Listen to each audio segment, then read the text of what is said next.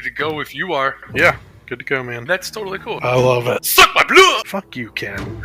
Fuck you, man. There's gotta be a better way to say I that. think I'm banned from the library. God, I hate getting old. That's gonna get the cops called. Nonsense! Nonsense, sir. God, Ken, you cut me to the quick. Meaning I voted that we should never mention that movie again as a collective society. Oh, yeah. I'm not gonna get into this conversation. He wasn't Tim Rothian enough for me. It wasn't Tim Rothian Yes. enough.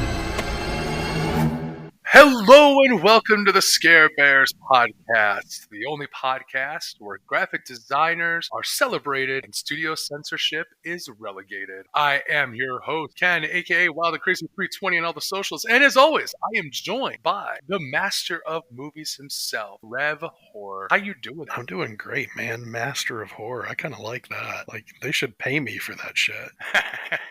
Just walk around with that monogram. Like, That's worth something, right? you know, any interesting movies you saw this last week? I got an email just kind of when I was sitting at work being bored out of my mind, and it was about all of the Planet of the Apes movies coming on Hulu. And I was like, you know what? I have never watched any of the Planet of the Apes movie. I'm not a big sci-fi guy anyway, but I was like, fuck it, whatever. These are classic. I'm going to go in and try to watch them. And I watched all 9 Planet of the Apes movies. There are 9 of them, not including the one that's coming out like next week in theaters. So I watched them all, I reviewed them, and we had a Planet of the Apes day. Today is May 8th when we're recording this, so today I kind of posted all of them up on the website, and it was a lot of fun. I actually enjoyed them a hell of a lot more than I thought I was going to. That's awesome. That's awesome. Can I get your best damn you to hell?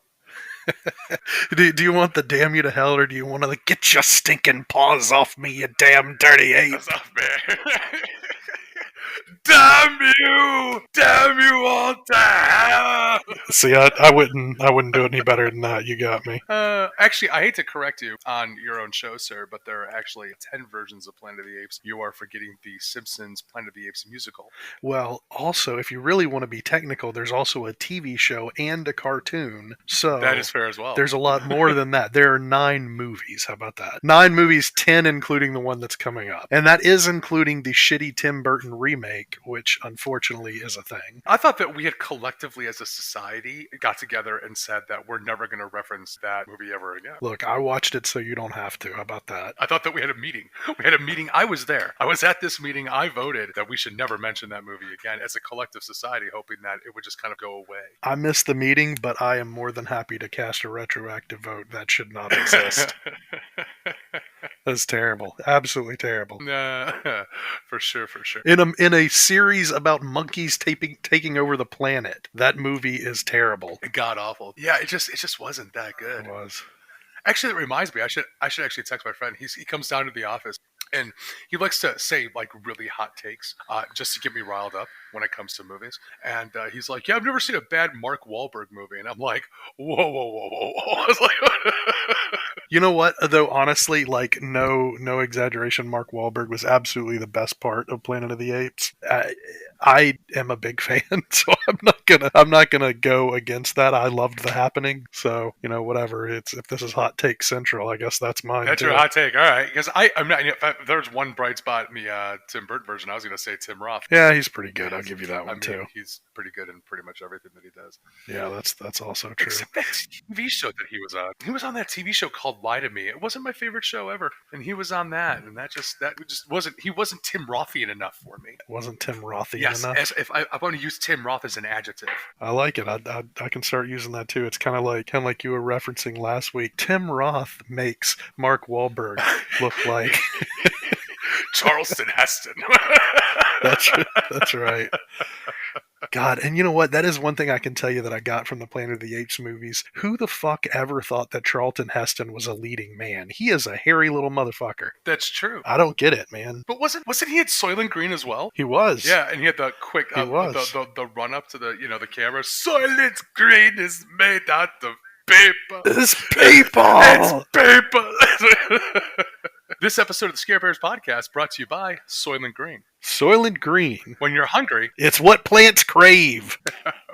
All right, so this week we are talking the top 10 best horror movie posters. These are the posters that were made and released with the film in order to get people excited, obviously in order to go see the movie. Rev, let me ask you a question. When you're making this list, what entered into it for you? What was something that you thought about, like, it needs to meet this, this, and this for it to go above the others? It's cool art, man. That's the biggest thing. It's cool art and either representing the movie or wildly misrepresenting the movie. I think those are the two biggest qualities of what kind of went into my rankings here. You know, I tried to get you to do a separate list of taglines, because I do think that sometimes the taglines for movies that go on the movie posters are far better than the poster itself, but you wanted to do it all in one, so here we are. And there were a couple of movies that I loved the tagline, but I didn't think the poster was all that great, so I had to kind of leave it out. You know, Last House on the Left, I don't think the poster is great, but it's got that to avoid feigning, keep repeating, it's only a movie, it's only a movie. I'd love to include that, but it's just really the tagline is the only good part. So I tried to kind of combine them together. If it's a great tagline, but the movie poster sucks, it doesn't go on the list. Can I be honest with you? The only reason that I said that we can't do a tagline list is because I didn't want you putting Last House on the Left as number one on any other list. Oh, you know what? Fuck you, Ken. Fuck you, man. No, and actually, you know what? And I'll go ahead and get it out of the way now. One of my honorable mentions was Halloween, and I wanted to add it to the list, but because it's a great poster and it's a great tagline, The Night He Came Home and everything, but I talk about Halloween every damn episode, so I didn't want to go too far into it. See, I think that, I don't know. I think that you should have to, I don't know. It brings up another good question, which is like, just because it's on so many lists, maybe that just means that movie is just that particularly good. That's what I would say. In which there's like, it doesn't matter how many times that you put it on any different list. The problem that you have with Last House on the Left is that it's just not that particularly good. Oh, God, Ken, you cut me to the quick. You're killing me, man. No, I get it. I know it's just me. If your intent was to shoot an arrow through my heart, you have succeeded, sir. Bullseye! Yeah, for me, I definitely took tagline into account, because I think that tagline does also like sell the overall aesthetic of the movie as well. The tagline really only appears on the poster. I also took into account, to me, it's like it's a graphically visual poster, right? Like, sure. I want something that when I look at it, it's just like, yes, I am going to see that movie because of that art right there. And also that the poster doesn't give away too much about what the movie's about. Right? Gotcha. I don't want to have a poster like, you look at some of the old 1950s posters and stuff like that, they're just taking screenshots and stills of things that are in the movie and just of like the scariest parts of the movie. Exactly, just randomly putting on there. I think a good example of that is House on Haunted Hill, right? You got the picture of oh God, I hate getting old. Jesus Christ. Vincent Price. That's it. You got Vincent Price back in the corner, but then like the one scene where the skeleton's walking, you know, it's like it's holding the rope and blah, blah, blah. It's like, I don't know. It's like, that to me is, it's not a bad poster for when it was made. It's just not something that's going to be like, yep, I'm going to go see it based off of that. Yeah. The other thing is, as you've already mentioned, like if there's just an awesome tagline to it, I am definitely going to be thinking about that tagline. Sure. If you go see that movie. Yeah, and that's fair. That's a fair, I guess, requirement, or at least fair piece of it. Because you're right. You know, those taglines are generally only either in the trailer or in the poster, and most people remember them more from the posters anyway. So I'll accept that. That's fair. All right. Well then, without further ado, Rev, kick me off with number 10. What is the 10th, according to you, best horror movie poster ever? According to me? What the hell's that supposed to mean? Well, I mean, I don't think that your 10 matches my 10. Okay, well, we'll see. All right, so my number 10, and you know, Ken, you gotta put this up on the YouTube or something, if we can actually get that up and running, and put the picture of these so people know what the hell we're talking about. Most of these, I think, though, are going to be pretty memorable. My number 10 is Chopping Mall. I think it's a really cool poster that totally sells the movie, but, and this is the first example where the poster is a little bit misleading. There is no robot arm in the movie, that like Terminator style arm holding out the shopping bag. That doesn't exist, because these things are like Johnny Five looking motherfuckers, and they do not have arms like that. But you know, the whole shopping bag filled with body parts, it looks so amazing. And it didn't lie about how great the movie would be, because Chopping Mall is so fun. Yeah, Chopping Mall is a fun poster with the bag and the body parts inside of it and stuff like that. Where shopping can cost you an arm and a leg. Absolutely. And it's a great poster. It's all of those Vestron, all of those arts from the old Vestron movies are amazing. Yeah, they've got the Vestron video Blu-rays now that with the original poster as like the slipcover for them, and it's such good art, man. They look so good. Every one of them looks amazing. Yeah, for sure. I mean, absolutely. That is a really cool one.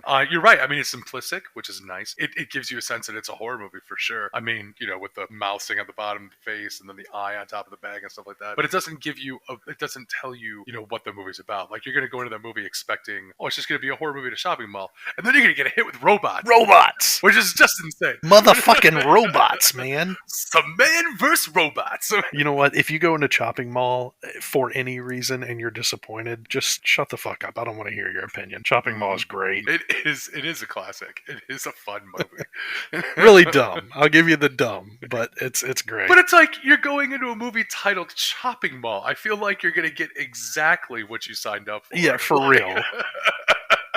Like you're not going in being like, oh, this movie's going to win the Academy Award for Best Picture. I thought this was inspired by Shakespeare. Yeah, it's like, wait a minute.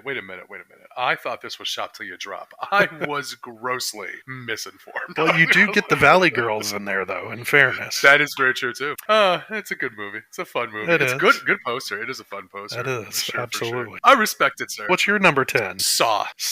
The Saw poster. Just the Saw? Okay, no, it's just a hand. It is a disembodied hand just laying on the ground. The word Saw underneath, and then the tagline, every piece has a puzzle. I am all in on that. Like, I remember walking out of the theater and seeing just that display for, like walking through and being like, oh, yeah, I'm sold. Just give me the visceral image of just a cut up hand just laying on a table, blood spatters around it. Give me that tagline, and then, yeah, I'm sold. I'm with you. Okay. I can see Saw. Saw is very minimalistic. It is. And I do like that every, like, additional movie, like, Saw 2 has the 2 fingers, and Saw 3 has 3 teeth or whatever the fuck teeth, it is. Yep. Yeah, I get that, and I do kind of like that. I'll give you that. It kind of gave him a place to go, kind of like how Megan, the M3 movie, like that should have been the third one. You should have given yourself some room to grow, and Saw did that with those posters. So I'll give you that. I think that you're going to find that a lot of posters on my list are going to be very minimalistic. See, I want you to throw all the shit at me that you can, man. Like if you got shit coming out of the corners, you got your little ghoulies sitting there in their like toilet bowl. That's all. That's what I'm looking for, man. That's interesting. All right, cool. Then you know what? Let's keep going. Then the Wizard number 9. Number 9,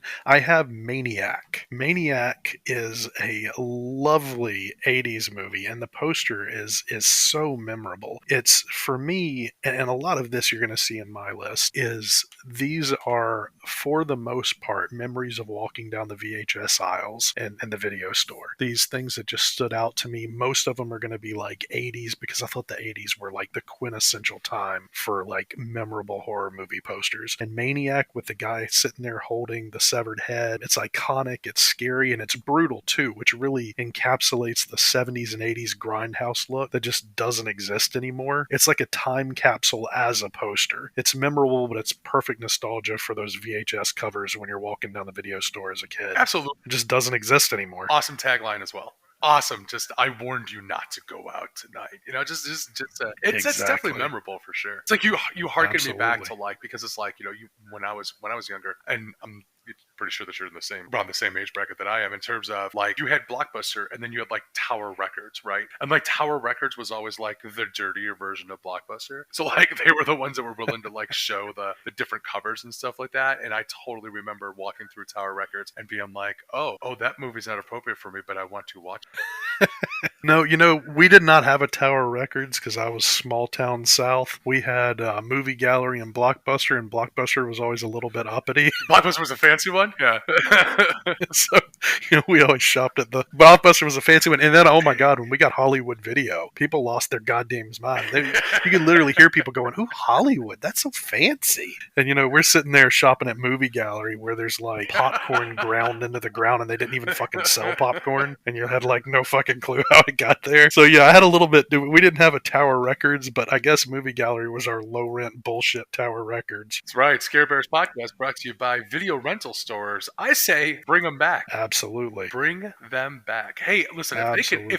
if the younger kids that are grown up today can bring back Barnes and Noble because of their reading habits, like Barnes and Noble is no longer like going for bankruptcy. They're reopening stores that they had shut down because the younger generation's reading more books and they want physical copies of books. Then I think that it's time that we get the younger generation involved into just renting VHS and DVDs. Well, you know, we tried that with Redbox, and literally we could put a Redbox outside your house and people still wouldn't rent from them. That's a fair point. Like we tried, man. We did the best we fucking could. But with everything streaming to your house, it's so hard. Yeah. It's so hard to like want to go somewhere and be like, hey, I could press this button that's sitting right next to my big lazy boy chair. Or I could get in my car, drive 3 miles, go to the store, deal with a bunch of little fucking kids running around, and again, the popcorn ground into the carpet, and pick the same movie in like a worse quality than I'd get just by pushing this button in my chair. That's a hard sell, man. Yeah, I fall for the nostalgia. Oh, I'm with you, 100%. You know? Hey, if we could make it work, I'm totally down because I really miss movies. Well, Family Video was the one that lasted the longest around here, right? Because Family Video had porn, so I'm guessing that's the reason why it outlasted all the other ones. Yeah, Family Video, where the name means nothing. I like that. Tower Records also had porn too, but Tower Records, I don't. There should be a documentary made about Tower Records because that store was insane. And then like just the most overpriced, kind of like a four-year entertainment, like what you would see at like a mall, right? Where you could buy a CD at like Best Buy for like $8.99, but then you go to a mall or you go to Tower Records and it's like $16.99 for no reason whatsoever. For sure, absolutely. But you know that was the thing about those too, is that you could also find shit you couldn't find anywhere else. That's a fair point. Which was the appeal of those stores, because I actually went to the mall yesterday looking for some store that sold movies because I was just in a shopping mood, and I couldn't find one. They didn't have one. There was no place in the mall other than Barnes and Nobles, which again I don't feel like paying $60 for a DVD, so I didn't go to Barnes and Noble. Absolutely. But all of those stores were the places where you were like, hey, I'm looking for this movie and I haven't found it anywhere. Maybe it's at an FYE or a Sam Goodies or whatever the fuck they used to have, and they just don't exist anymore because nobody buys the physical stuff, and if they do, they're buying way more expensive stuff online at Scream Factory or Synapse or whatever your favorite company is. That's where they're going to buy it. Yeah. So it took all these brick and mortar stores out of business, which I guess is good because now I don't have to go to the mall and wade through, spend $18 for a $5 DVD. Did you try the library, sir, for your movie? Yeah, I think I'm banned from the library. You're banned from the library. We'll see. A different story for another day. Great. Scare Bears podcast brought to you by the library. I will never say anything bad about a public library. Absolutely. Support your library, people. Absolutely. All right, number 9 coming in hot is The Mist. The Mist. Going back to that minimalistic approach on The Mist, just the colors in the background, and then the tagline, fear changes everything. Absolutely. Just the dad holding his son in front of the doors of the grocery store, the supermarket. You can't really tell what's outside. You know something's out there in the mist. You know something's coming. You know it's not like a regular mist and stuff. Like, I don't know. It's just, to me, that poster is awesome. I'm with you on that. I think The Mist is a great one. It is very minimalist, but I can totally see where you're coming from with that. It's a great movie, and I know you love the movie anyway, so that works. That's true. I tried, and that was the other thing that I was coming into. I was just like, wait, are there way too many movies that I just love on this list? Or am I rating posters high just because I love the movie? So I had to really go down, and that comes back in the honorable mention thing too. But yeah, I think that The Mist is, it's just a really cool looking poster. I mean, it's a decent one. I'll give you that. All right. So hit me with your number.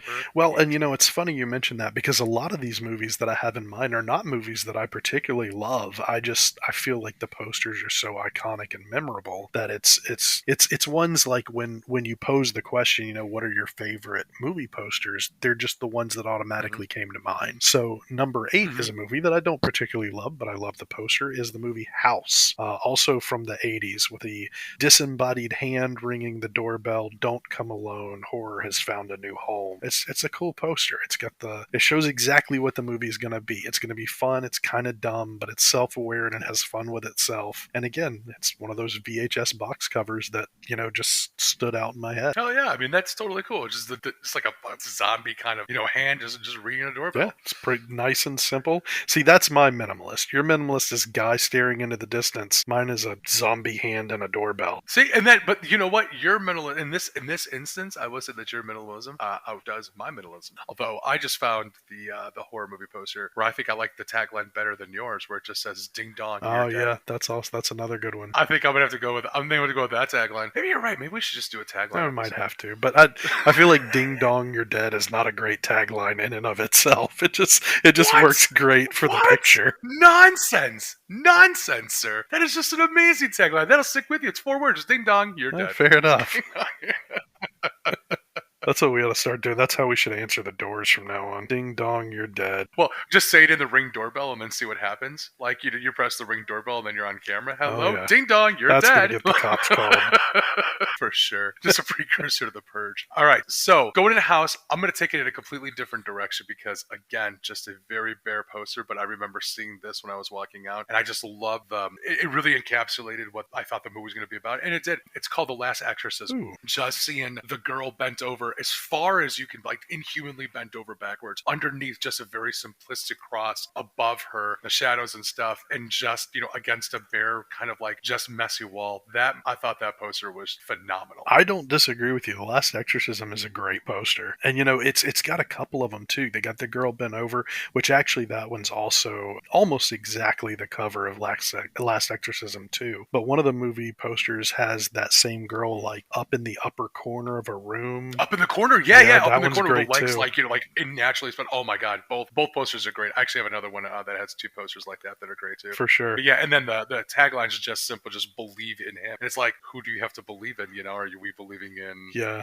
who? That's really fucking creepy. I'll give you that one. Yeah, the girl just inhumanly bent over backwards. It's just that to me, and then it's an exorcism movie. I was just like, yep, I'm in, sold. But like, okay, hold on. Mostly because, again, I love a good exorcism. Side note, like, I get it. I understand that's creepy, right? The devil comes inside you and he bends you backwards. That sounds terrible. But whoa, phraseology, sir. Phrasing. There's got to be a better way to say that. Phrasing, Lana. Okay, so I get that. You're bent over backwards and it looks like incredibly painful. But wouldn't you think for like at a certain point that feels really fucking good? Like if you're bent over backwards enough and you're just kind of like before it starts to hurt, it's got to be like so fucking good for a second. You're like, oh God, that's like the perfect back stretch. And I mean, it's very possible. It would save you then you're into the question: is it cheaper to go to the chiropractor or to just have the devil dealt inside? You know what? I'm going to go out on a limb here as a medical professional. I think it is more healthy for you to be possessed by the devil than it is to go to a chiropractor. I would have to agree with you. Chiropractors are fucking quacks. That is our official position in this podcast. The Scare Bears podcast brought to you by quacks like Quackery. Chiropractors and homeopathy bullshit. You don't need to pronounce it. You just need to say it's bullshit. Yeah, is it homeopathy or is it It's homeopathic medicine, but it's homeopathy, I think, when it's... Yeah, that's weird, That's just, I There don't... are good things about homeopathic medicine. There are good things, and there are things that work. I'm not going to get into this conversation. There's at least some theory behind it. Chiropractors are basically the Scientology of doctors. Okay, but at least a chiropractor has to get a degree in biology before No, they go don't. to chiropractic school. No, they don't. And they have to take a chiropractic exam. Yeah, but I could give you a chiropractic exam. It doesn't fucking matter. I'm just saying, there's some semblance of. I'm not saying that chiropractic. Okay, again, we both know that chiropractic is bullshit. I'm not saying that. I'm just saying if I'm going to compare a chiropractor to a homeopathic expert, I would actually take the chiropractor. Look, all I'm saying is if we're taking this position, you got to understand that my position makes a bunch of back doctors dislike me. Your position is going to send the witches after you. You need to be careful, man. You know what? Okay, so let's separate it out. I love witches, Wiccan. I love that. I do not like homeopathy. Homeopathy. I'm up with the B. Anyway. All right. Also, now that you brought that up as well, I would also think, just based off of this poster image as well as other exorcism movies, that if you are a gymnast in the Olympics, highly recommend doing some sort of seance ritual in order to have the devil indwelt inside you before you go out and perform, because I feel like gold medal every time. Dude, can you imagine that on the upright bars? That'd be amazing. Or like on the balance beam? Absolutely. You know, you're just doing your routine on the balance beam, you're bent over just completely backwards, your hands, legs are in the air, and then you turn and you're just like, "You judges sucks cocks in hell." Like, it's just like... And the French judge is still going to give you a 6. Suck my blood!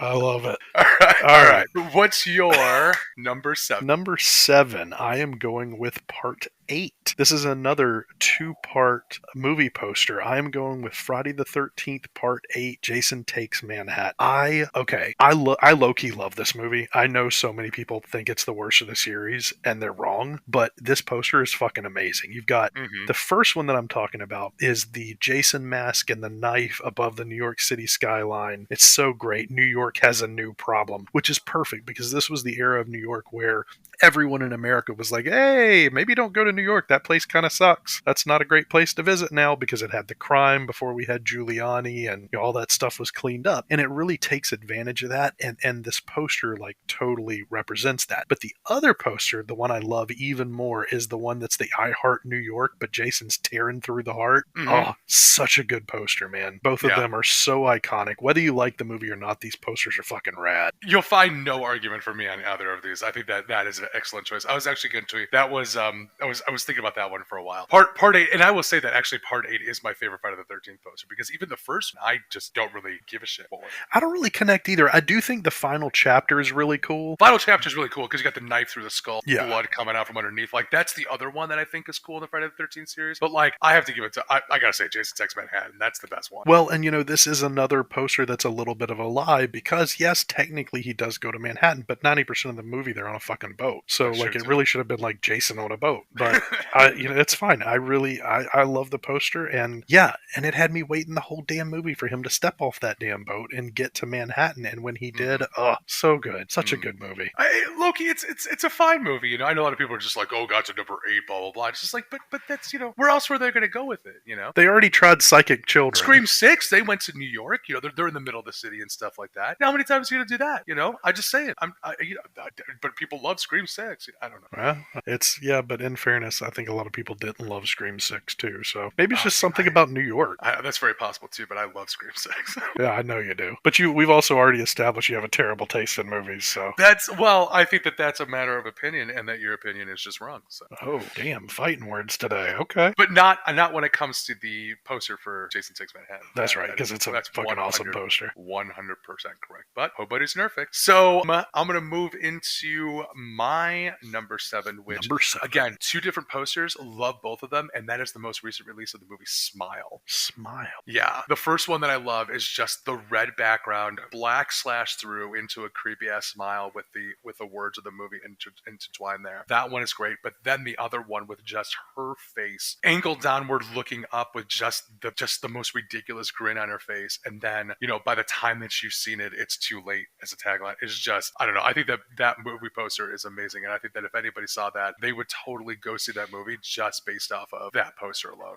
I can agree with that because I will say I did not enjoy the movie, but the posters absolutely sold it because it's creepy as shit. Yeah. It is definitely a creepy poster. A lot of people loved the movie. I was not a fan. I didn't think it was great. It was okay. I think the the major good parts of the movie were in the trailer, so I feel like you could have just watched the trailer. But movie trailers too are just as important as the posters. So I guess if that's all you got, you might as well put them in there. That might be the next one. Movie trailers. Oh yeah, we're gonna do that later on. Maybe not the next one, but we're totally gonna do best horror movie trailers. Yeah, sure. Yeah, for sure. Because there are some really good ones for sure. There are some also awful ones too for good movies that are just bad trailers.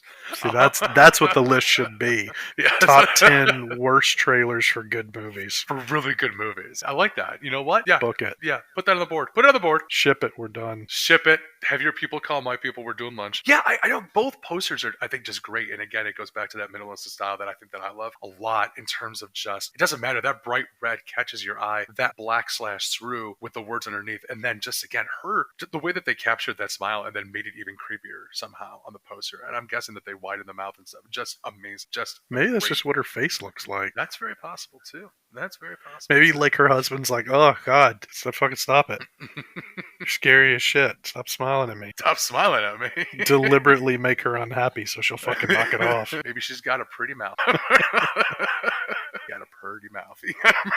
Yeah, I try not to remember that movie's from where I'm from. But it's a great movie. Better than Smile. That's true. Action movie or horror movie? Horror movie, for sure. Nice. For sure. I mean, it's definitely got, a lot of dramatic scenes in it, so I would certainly, if you want to categorize it as a more drama, that would be okay. But, I mean, fuck, it's horrifying to me. Mm-hmm. Oh, for those of you who don't know what we're talking about Deliverance. Yes, Deliverance. Yes. The line, you got a pretty mouth, comes from the movie Deliverance. Yes, that's correct. And it's a great movie. It's a great movie, and it inspired banjo players everywhere. Oh, absolutely, it did. And number 6, I have The Descent. This poster, the one that references the Dali painting with the girls making up the skull, is fantastic. It's a gorgeous poster, but it's also lit in a way that really encompasses what the movie's all about, and it gives that whole aesthetic that the movie itself is going for. It's a great poster, it's beautiful art, and it's really well done. It's fantastic. I love that poster so much. Yeah, I was going to literally include it on my list, but I actually knocked it for something else because it was just seeing it as a kid, I remembered it a little bit more. But The Descent is an amazing poster. That is great, and it shows the shape of the skulls, and you have to get up close to see that it's made of the women and stuff like. It's an awesome poster. It is, and it's anything that's gonna. Dolly's one of my favorites, so anything that's inspired by him, I'm generally gonna like anyway. You put that in a horror movie poster, I'm fucking sold, man. If anybody hasn't seen that one, I'm gonna try to put it on the YouTube. Yeah, we're gonna start trying to cut these up and put them different places, not just on Spotify, but also YouTube, different platforms as well. So I'll throw the poster up on the YouTube, but it is phenomenal and something to see for sure. Absolutely. Moving on for number 6 for me, and I love this poster as well, and talk about minimalism in the 80s, Poltergeist. Oh. Just having Carol Ann in front of the TV, tagline, "They're here," the line over that with her head, that poster is just great, and it shows the best scene in the movie as an artist rendition without giving anything about what that movie is about. You know what? I'm gonna have to hold some of my comments for this one because it's higher up on the list. Spoilers.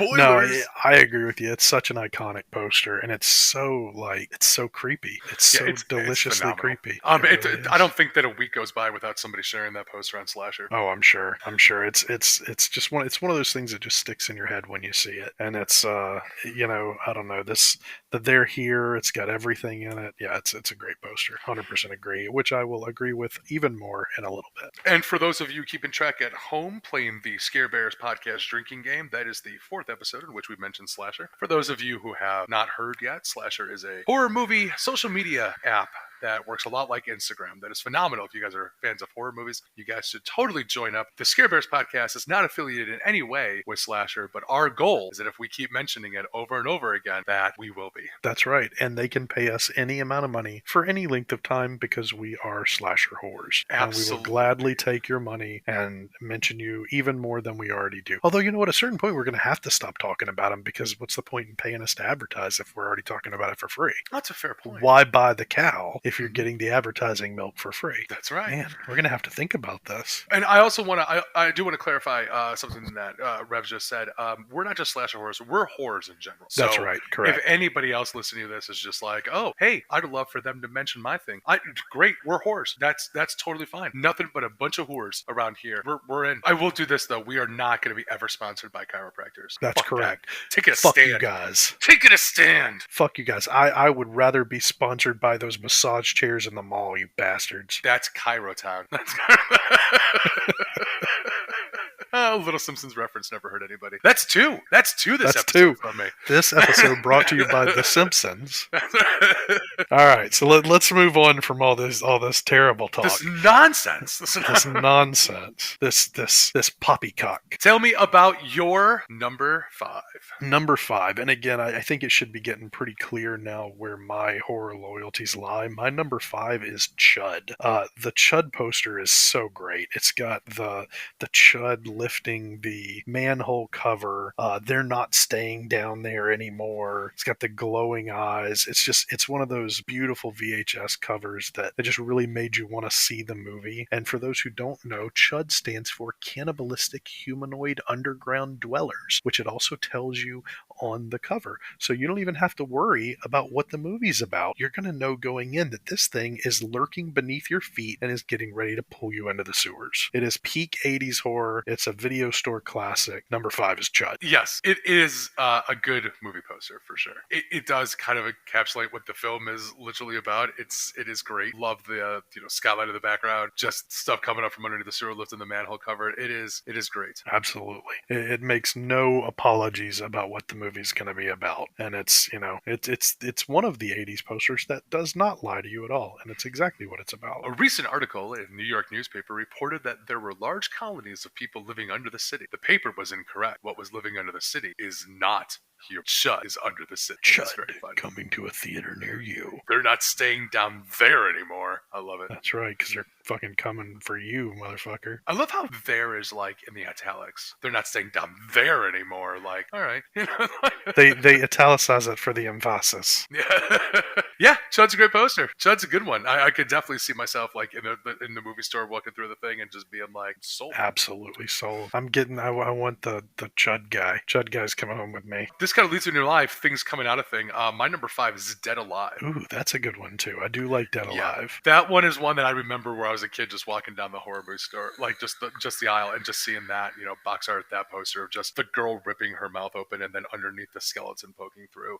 Resonated with me when I was a kid, obviously, and just it stuck with me. It's like, I know, again, one of those movies where you're just like, oh, okay, it's Dead Alive, but like just that image of her stretching her mouth open just comically, but then the skeleton face underneath, is just great. Oh, 100%. And Dead Alive's a great movie too. I still, I kind of cut my teeth, I guess, on my movie reviews and doing extreme horror, and I still don't know that I have ever seen a bloodier movie than Dead Alive. It's so intense and it's not scary, it's that comedy and everything else, but it's just so gory and so fucking delightful, man. And has there anybody that's ever made a more drastic career change than Peter Jackson, going Fair from point. Dead Alive to winning Oscars for Lord of the Rings? I mean, is there anybody in the world that saw Dead Alive when it came out and was like, you know what, this guy's going to win Oscars. This guy is going to direct a fantasy classic and is going to win every single Oscar in existence. There's no fucking person on earth that thought that. Fair point. Although, who could come close? Although I kind of feel like he's been shafted over the years, is Sam Raimi. Yeah. Because he starts off with Evil Dead, and you're like, okay, Evil Dead, even though Evil Dead's an amazing movie. But then it's like, later on he goes into like Spider-Man, and it's like, and then he goes into other movies, it's like, oh, I feel like Sam Raimi might have been shafted in the Oscars a couple of times. Yeah, but if he had a zombie lawnmower kill in Spider-Man, he probably would have won Best Director. That's all I'm saying. Oh, there you go. That's all that movie was missing. That's right. And if he had I don't even know what else. If he had the pus soup in Doctor Strange, maybe we're talking about his second Oscar win. Absolutely. That's what it takes. Absolutely. That's exactly what it takes. You have to show the Academy that you're willing to go there. You know what the problem was is that he's not willing to go into that different place. Yeah, no, for sure. That's exactly right. Mr. Raimi, you need to push it farther, sir. We need to push it farther. We need some more pus soup in your movies. That's right, we do. Look, tree rape, fine, whatever. I get it, you tried, but you got to go with the lawnmower decapitations. You have to. That is what the Academy is looking for, sir. I'm sorry, this is a strange tangent. But a necessary tangent as advice that we're giving to Sam Raimi, who obviously needs our advice. That's exactly right, man. If two random people on a podcast that you will never hear can't give you advice about how to win an Oscar, who can, sir? Who can? Exactly. That's how you could trust us, right? We're coming from the dark recesses of your mind, after all. That's exactly right. We're just voicing something that you have already thought about several times. We're saying Peer pressure. Go for it. We're not even Just real. go We're for it. disembodied voices in your head, Mr. Raimi. That's right. Oh, that's a fancy sound effect. And I just want everybody at home to know Ken did that with his mouth. It's not the only thing I can do with my mouth. Oh! All right. Moving on to your number 4. Number 4, I have The Stuff. The Stuff is such a great poster because it's got the guy with his mouth open and the stuff is coming out of his eye holes and his mouth hole. And that tagline, which is long as fuck, by the way. If you see the stuff in stores, call the police. If you have it in your home, don't touch it. Get out. The stuff is a product of nature, a deadly living organism. It is addictive and destructive. It can overcome your mind and take over your body, and nothing can stop it. Look, brevity is not had here. It's a little bit wordy, but that face with the stuff leaking out of all the orifices is just so memorable. I had to include it. Yeah. Oh, it's amazing. It's amazing. It's a great movie, are too. you eating it or is it eating you? That's right. Just like, yeah, but that image itself of just the stuff coming out. I totally remember that as well. It is a fucking classic. That is iconic. Absolutely. And again, it's a great movie too. So much fun. Yes. If you're ever curious about whether or not what it would sound like if James Fenimore Cooper wrote a tagline for a poster, that's exactly what that would look like. I was going to go with like Walt Whitman. I don't know. Then, yeah, that would be just very short. It would be long, but it'd just be very short sentences. Yeah, that's probably true. Or like E.E. And then Cummings. it would be way more nature describing. Yeah, E.E. Cummings, but then that would have no punctuation. No punctuation and random capitalization all over the place. Just start talking about cats for a while. That's right. And this is my point. This is, the Scare Bears podcast, right? Brought to you by, romantic nature and just authors. We don't just talk about horror movies. We'll reference the highbrow shit. That's we exactly can be just right. as pretentious as anybody else. That's right. We're doing like Walden next time. Yes, just a live reading of Walden, and I believe that Rev is going to act out all the parts. That's exactly right. I'm dusting off my British accent. I don't know if they're British, but they're going to be in our reading. Absolutely. 100%. Also, want to be clear, not the Waltons, but Walden. You know what? Honestly, if the people want it, we'll do the Waltons too. Good night, John Boy. Good night. All right. Well, this leads me into my number 4, which, again, it's actually going to harken back to you, because I just love this poster. I think it's iconic of 1950s and 60s horror movies. I love the poster from The Creature for the Black Lagoon. That's a good one, the original one. It's just, you got the monster just, holding the girl. You got the people coming after it. It's just, there's something about the poster that is just quintessential, 1950s poster of what that movie is. And you know that you're going to just basically get everything that you sign up for. Just put 3 shots from the movie on there, and just, I don't know. The font in the background is amazing. The way that they designed this poster, I think, is one of the best examples of just 1950s movie posters and what posters could look like from back then. It really is too, and that's actually, I love that style of art because it's really got that whole like carnival vibe to it, like something you're going to see in the sideshow. Like if you look at like when you go to like the freak show and you see like the paintings on the side of the little trailers that they're in of like the bearded woman and the 2-headed man or whatever the hell they have, it looks a lot like that style of art from Creature of the Black Lagoon. You're right, it's like quintessential 50s. And it's a great movie too. It's by far the best of all the Universal classic monsters. That's a bold contention. I'm going for all right, it, man. I'm going to let that one slide. Creature from the Black Lagoon is fucking awesome. It's a great movie. You're phenomenally right, but I don't know if it's the best of the Universal monsters movies. I'll have to think about that one and get back to you. That's what I'm saying. I'm definitely... I don't want to do a list of Universal monster movies because most of them kind of suck, and I really don't want to have to go watch 10 Universal monster movies. But also, there's only like, I mean, when you really think about it, it's like Universal classic monsters. You got Creature, Frankenstein, Bride of Frankenstein, Dracula, Wolfman, The Mummy, and Invisible Man. But then you've got like 10 other movies. So you got like Son of Frankenstein and like... Yeah, but those don't count. We're talking classic Universal monsters. I think there's only like 6 or 7. But they all had their like little sequels and whatnot too. Oh, they totally all have their sequels for sure. I mean, we all know that the Three Stooges, Matt, I believe it was Dracula. I don't know about the Three Stooges. I know that Abbott and Costello did. Abbott and Costello, totally. That's right. And the Wolfman and Dracula, I believe. They met Frankenstein. You would think at a certain point that these two comedians would just stop going places that they're going to meet monsters. Absolutely. I mean, they are not equipped to handle this. They are not. They are not, for sure. All right, moving on from the stuff. Hit me. Top 3, baby. Let's do it, because I am excited about my 3. Number 3, I have Poltergeist. You had it way too low, man. The poster is so good, so iconic. Heather Rourke reaching out to the television. I had somebody tell me today that you could hear that TV static sound looking at the poster, just because it's so, that blue glow, and there's so few posters that use blue like this one does. Most of them, go for reds and greens and blacks and all these dark colors, but having this like pitch black poster with the blue glow of the staticky TV, it's iconic and it's incredible. It really is. It is a phenomenal poster, and it's going to definitely get you into whatever, like, the movie itself. Like, you're going to look at that poster and you're going to be like, okay, it's very small. What's this little girl doing in front of the TV set? Like, you start questioning it. Like, it definitely is going to get into that thing of, like, what making you want to see the movie. Absolutely. And it's fucking Poltergeist, man. You can't do a whole lot better than that anyway. Yeah. I don't know, we've already talked about it, so we won't do too much more on that. Hit me with your number 3 movie poster of all time, Ken. Number 3 movie poster of all time that I think is the best movie poster. And I think we're going to have some crossover here, by the way. I think that we're going to have definitely a crossover on 2 and 1, but we'll see. We'll see. I think we might be saying our number 1 together at the same time. But my number 3, Army of Darkness. Oh, okay. I love this poster. I love Army of Darkness. Again, harkens back to that. Like, it's got that art style of back then, but like just him holding the chainsaw. And then it encapsulates everything about that. But like, that movie's going to be exactly what you think it is. Trapped in time, surrounded by evil, low on gas. That line right there, low on gas, is just going to set you up for, okay, there's going to be definitely some comedic elements. They're not going to take themselves too seriously. It is a phenomenal poster. It is a great poster, I'll give you that. And it's got that whole like fantasy element that the movie brings in, because especially with just having all the time travel and all that stuff, it's beyond really what you would have expected from the Evil Dead movies, because you really had Evil Dead 1 in the cabin and Evil Dead 2 again in the cabin, kind of a remake of the first one. And then it's interesting too, because the poster that I've seen for this has at the top of it from the director of Darkman. It doesn't even talk about Evil Dead on it. It doesn't even talk about the other ones. Like, it's not even within that. Right. But it's like, and that's what I don't understand, because it's not going to be. But then you look at the Evil Dead and the evolution of those posters. Evil Dead 1 poster has the hand coming up, choking the girl that's just like reaching out from the ground,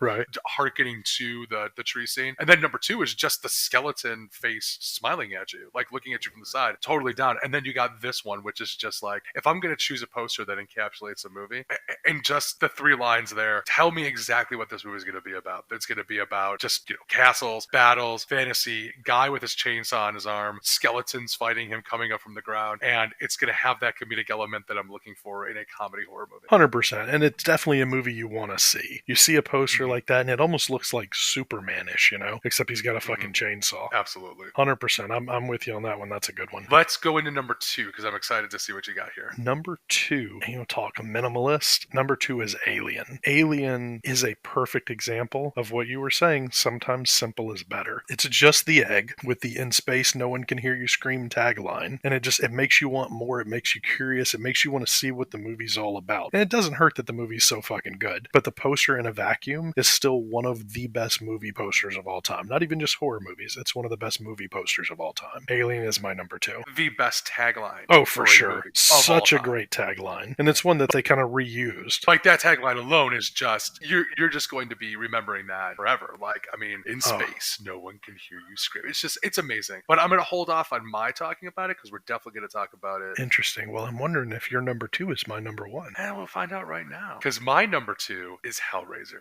Oh, wow. It is not. And man, you're just wrong. I don't know that I am. Hellraiser movie poster, again, just showing Pinhead on a poster. That's all you need. That's all you need. And anybody would go see that movie. Just showing the Pinhead just standing there, holding the box, light coming out of the box, emanating from everything, just his face, the art, makeup, direction, everything about that. That's all you need for anybody to be wanting to go see that movie that's a fan of horror movies. I'm not disagreeing with you for including Hellraiser. I'm disagreeing with the placement, because Hellraiser was actually one of my honorable mentions. It is a great poster. I do think it gives a little bit too much away, but in fairness, unless you're into some freaky shit, Hellraiser, really all you're there for is Pinhead and the Lament configuration. So if you're getting both of those, then, I agree. It shows you everything you need to know about how the movie's going to try to scare you. It's a great poster. I just think it's not the second best. Demon to some, angels to others. Just an amazing poster. Again, just holding the box, surrounded by chains in the background. And all you need for any horror movie person that loves horror movies is just the face right there. Just Pinhead on a poster. That's it. Anybody's going to walk through the theater. They're going to see that poster, in a display 6 feet, 7 feet high, and they're going to stop and take a look at that. That is going to capture your attention. It's going to speak to your soul, and you're going to be like, well, I have to see that movie.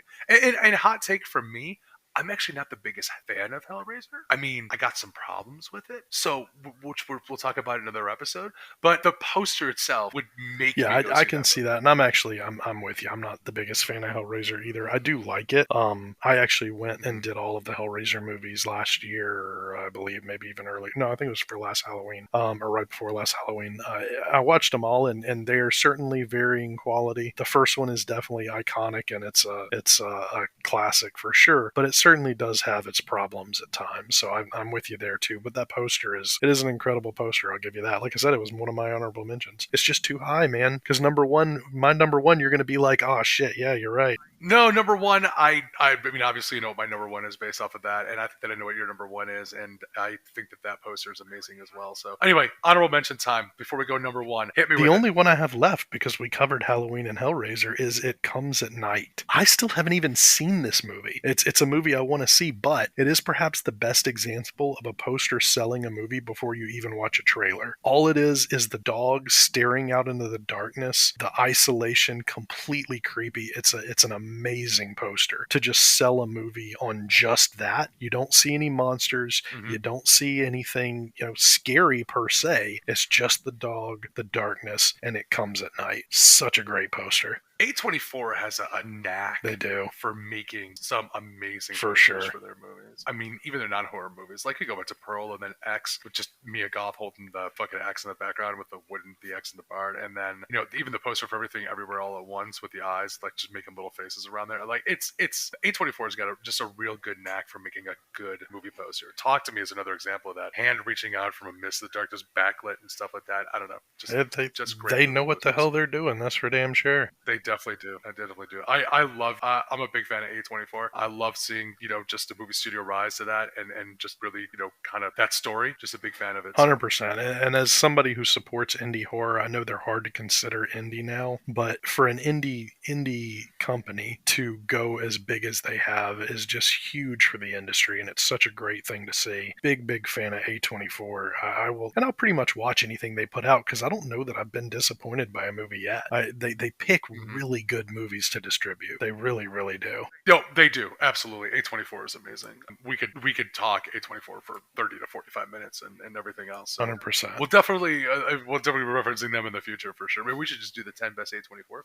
Oh man, that would be A24 that would be tough. And you know what, Ken? I'm gonna change it up a little bit here since we already know your number one. Why don't you hit your number one first, and then I'll do mine. Okay, but I'm gonna talk about a couple more before I hit my number one. Oh yeah. Give me your honorable mentions. So my honorable mentions is first of all, two movie posters that I think are just going to sell the movie. First off is High Tension, just her holding just the automated saw in the background, just cut down the face. I love that movie poster. That movie poster definitely got me to see High Tension. The other one that I love is Jennifer's Body. You put Megan Fox on a movie poster, you're going to sell tickets to exactly who you want to sell tickets to. Yeah, and it's funny because when we talked about that in the other episode, it's such a shitty marketing, man, but it is effective. Like, you just have her in front, just sitting on a teacher's desk, just holding an apple, chalkboard in the background, in the school scene. You put that up there, and you're going to sell tickets to exactly who you want to sell tickets to. Your 18 to 24 demographic is just going to go nuts for them. Yeah, I can't really disagree with that. That's fair. And the last one that I want to mention, I think is your number one, so I'm going to hold off on it because I definitely do want to talk about it, and I want to tell you why it wasn't on my list. But okay, so my number one is Alien. I think Alien's the best movie poster. Or if not, let me not qualify it that way. Alien's probably the best, one of the best posters ever made for in any movie. That simplistic image of the egg in the middle, the lighting showing the other eggs underneath, just that tagline in the middle, the way the font and the lettering on top are just spelling out the name of the movie. That poster is awesome. It is. It's a great poster. It really is. And I don't necessarily disagree with you. I can't think of very many movie posters that are as effective as the poster for Alien. It's just such a great poster. It really, really is. For sure. All right, hit me with your number one. All right, my number one, and I'm sorry, It is. Number one is Jaws. Jaws is the best and arguably the most iconic movie poster of all time. It spawned countless parodies. It's terrifying in its scope with a giant shark lurking beneath the surface. It teases this like behemoth shark that's coming out of nowhere and just waiting to pull you down. It's an amazing poster, and in my not so humble opinion, it is unquestionably the best in horror. You know what? It is. That was the one that I was going to mention in my honorable mentions was Jaws. The reason that I didn't have it on my list was I wanted to give different examples of different other movies, you know? And that's where like The Creature from the Black Lagoon got in there, and Army of Darkness got in there. Although like if I were to go back and reorganize based off this conversation, there would definitely be some reorganizing and there'd be some influence from you. Well, hopefully I can say the same thing on mine, but I know you and you're probably just not going to change your list whatsoever. So what are you trying to say, man? I'm saying that you're a man of conviction, good sir. That's what I'm saying. That is a perfectly nice way to say arrogant. I appreciate that. You're a man of I think you brought up some good points. I'm not gonna hate on your points. You're absolutely correct. Jaws is an iconic poster for sure. Shark underneath, and you're right. It's been referenced a lot in different pop cultures and the way that they've done other movies and just the setups and takeoffs. It is a classic horror movie poster, but I just think that there's some other really great examples of different styles of art and stuff like that. And yeah, that's it. Well, and you know what? That's how I'm going to justify myself. So I'm going to justify myself that way. I'm never going to hate on giving some love to artists, and I'm totally with you. If you want to make your list and you want to make it amazing art from artists that don't usually get the credit, I'm all for that, because realistically, there's so much that goes into creating a movie poster. There's so much that goes into selling a movie by a picture, and it's doing it this way and having things that stick out in your head, things that, I mean, some of these movies are 30, 40 years old. And with Creature of the Black Lagoon, you're talking about like 80, 90? 54. 54. So you're talking like 70 years even. So 70 years old, and that art still sticks out, still gets mentioned, still gets love. I mean, I think that's a wonderful thing. I've got no issues with you at all. Absolutely. I mean, it's a lost art of underappreciated, like, just artistry, right? You know, these are artists that have to encapsulate a movie, that have to present these, you know, things to the studio, and the studio is going to, you know, make notes and stuff like that. But they have to sell a movie just by one look at something, you know, whether it's the front box cover of a DVD or a poster or a display in the movie theater or a billboard. And I totally respect that, because it seems to me harder than putting together, you know, like a painter. You know, maybe that's the wrong way to say it. Maybe it's not harder. It seems to me like it's a different style of art. It's just there's more pressure, I think. For sure. You know, it's like, this is definitely going to, like, if you just come out with a bad poster, just a bad poster can totally sink your movie, not get people excited about it. And these are some of the best examples of people that definitely just took what they had seen and made people excited about all the movies that they want, that they show, you know, and totally hats off to them, respect. And there's a whole, we could expound for hours on the evolution of how movie posters have just changed from every 20 years. You know, it's like, you look at the 80s, it's a completely different style than what it's in the 90s. And then you look at the 90s and you look at today, where it's like, you know, the Marvel impact of that style of poster, just having the different people. Star Wars, that's a perfect example of it. The Star Wars impact, right? For sure. All the Star Wars, every movie poster that's like a superhero movie or science fiction movie or even any movie follows that Star Wars mentality of like coming out even in the later 90s with like Phantom Menace, of just that style of just putting the main characters in a kind of arch symbol with the different backgrounds and different shots in the movies, and then the film of the title. And you know, I'm actually sitting in my little man cave here with the original Star Wars posters behind me, so I'm totally with you on that. It's just a bunch of guys standing around, but they're still amazing. And when you first do it, it's great, but you know, now, like you said, you got the Avengers and everything, and it's just like, hey, let me see how many superheroes I could just fit on this picture. And it's not particularly art. It's not in the same art style as it used to be. It's all digital, and and don't get me wrong, there are still some amazing artists out there that are doing movie posters, and a special shout out from me for a lot of the people that do the artwork for people like Scream Factory and Arrow Video and Vinegar Syndrome and Vestron, and, you know, all of these different companies that still release physical media and are releasing it with new art and new posters and new cover art and all those things. Shout out to the people that are still creating new amazing visuals for the movies that we love, because you're absolutely right. It's a dying art form that just it doesn't seem like anybody really gives a shit anymore, especially not with streaming and everything. Because if you're going to Netflix, you're not even seeing the cover up poster. A lot of the time you're seeing a little screen grab of the movie that's just up on your screen. So it's not something that people care about nearly as much as they used to. And like I said, as much as my list might not be the same as yours, I'm full love to showing some love to the people who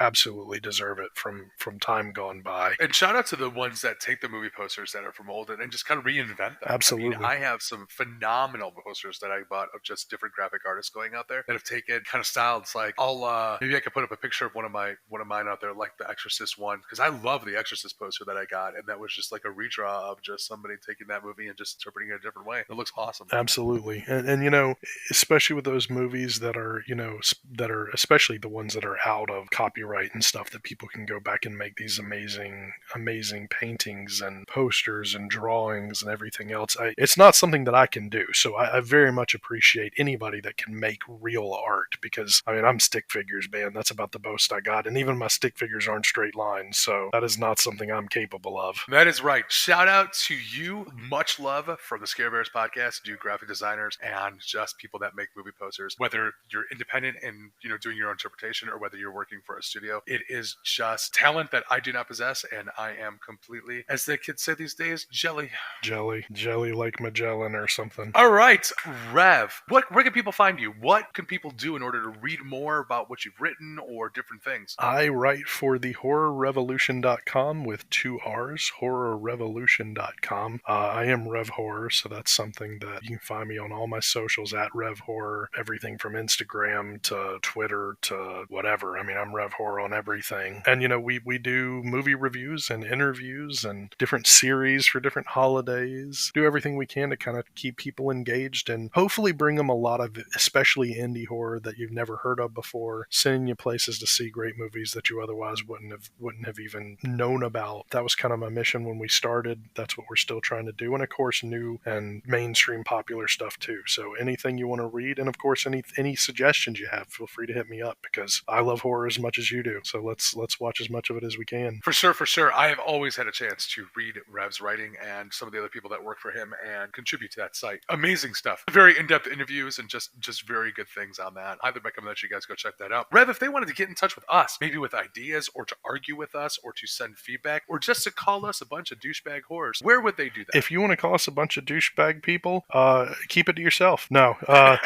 So the Scare Bears. I welcome it personally. I welcome it. Come for me. Get in the comments. That's right. Ken has been trying to get canceled for years, people. Do your job. We are on Twitter at ScareBearsPod, Instagram also at ScareBearsPod, Facebook at, you guessed it, ScareBearsPod, and we're going to have the @the_ScareBears on YouTube and ScareBearsPod on TikTok as well. If you want to email us either with suggestions for list or a movie that you think we left out, or if you just, really want to give us some money so we can talk about whatever shit you create, hit us up at the ScareBearsPodcast@gmail.com. That is the ScareBearsPodcast@gmail.com. It's really easy to remember because we are the Scare Bears Podcast. So you just stick that in the Gmail. Get right to us. All right. Before we end it, any final thoughts, good sir? You know what, man? I just fuck chiropractors, man. We're just going to have the whole chiropractic academy just coming and either, boycotting our podcast or, not listening, which I'm fine with. Again, just, you don't have to listen. Just play through it, right? Turn the audio off. Absolutely fine with that. Absolutely. If you want to play our podcast so you can get just so angry because you really like cracking people's backs and giving them strokes, go for it, man. I don't even fucking care. That's fine with me.